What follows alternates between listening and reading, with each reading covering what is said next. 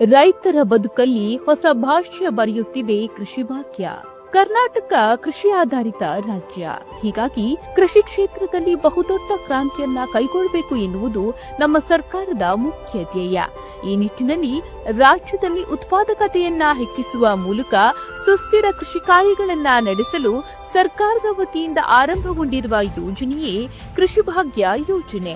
ನಮ್ಮ ನಾಡಿನಲ್ಲಿ ಬೆಳೆಯುವ ಪ್ರತಿಯೊಂದು ಬೆಳೆಗಳು ಮಳೆಯಾಧಾರಿತವಾಗಿದೆ. ಹೀಗಾಗಿ ಸುಸ್ಥಿರ ಕೃಷಿಗೆ ನೀರಾವರಿ ವ್ಯವಸ್ಥೆ ಸಮರ್ಪಕವಾಗಿರಬೇಕು. ಹೆಚ್ಚಿನ ಇಳುವರಿಗಾಗಿ ಕೃಷಿಯಲ್ಲಿ ಆಧುನಿಕ ತಂತ್ರಜ್ಞಾನಗಳ ಬಳಕೆಯಾಗಬೇಕು.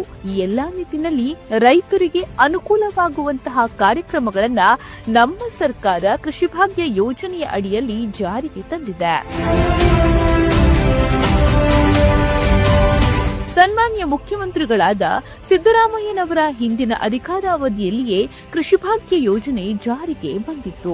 ಇದಾದ ಬಳಿಕ 2023-24ನೇ ಸಾಲಿನಲ್ಲಿ ರೈತರ ಹಿತದೃಷ್ಟಿಯನ್ನ ಗಮನದಲ್ಲಿಟ್ಟುಕೊಂಡು ಈ ಮಧ್ಯೆ ನಿಲ್ಲಿಸಲಾಗಿದ್ದ ಯೋಜನೆಗಳನ್ನ ಚಲುವರಾಯಸ್ವಾಮಿಯವರು ಕೃಷಿ ಸಚಿವರಾದ ಮೇಲೆ ಕೃಷಿ ಭಾಗ್ಯ ಯೋಜನೆಯನ್ನ ಮರುಜಾರಿ ಮಾಡಿದ್ದು ಅವರು ತೆಗೆದುಕೊಂಡ ಮೊದಲ ಮಹತ್ವದ ನಿರ್ಣಯವಾಗಿದೆ. ಅನ್ನದಾತರ ಕಲ್ಯಾಣಕ್ಕೆ ಸದಾ ಬದ್ಧವಾಗಿರುವ ನಮ್ಮ ಸರ್ಕಾರವು ಸಾಕಷ್ಟು ರೈತಪರ ಯೋಜನೆಗಳನ್ನ ಕೈಗೊಂಡಿದೆ.